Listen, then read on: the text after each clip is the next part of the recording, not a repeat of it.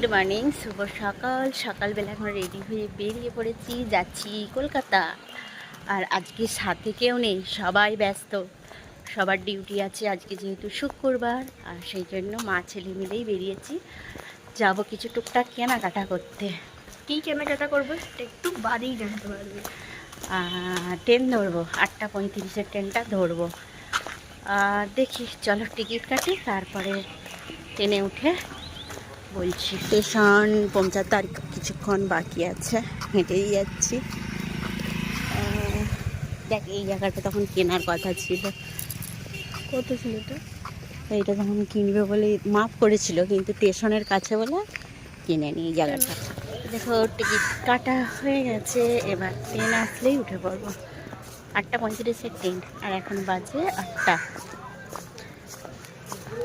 ওপর থেকে আরামবাগের ভিউ স্টেশনের ব্যাপার।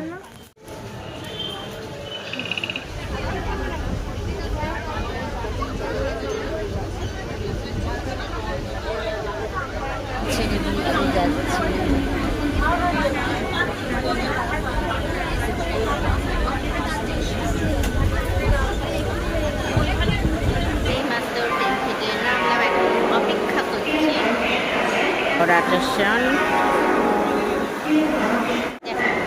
কেনা হলো, খাওয়া দাওয়া চলছে এখনো। দেখো, এটা একটা নিয়ে নিয়েছি, এদের মিলে খেয়ে নেবে, পেট ভরে যাবে। কত বড় লাল বাজারে এসেছি গিটারের দোকান। এইগুলো গিটারের দোকানে গিটার কেনার জন্য এসেছি। পরপর এখানে অনেকগুলো গিটারের দোকান আছে, দেখি ভালো লাগে নাকি। দামিগুলো হালকা দাম।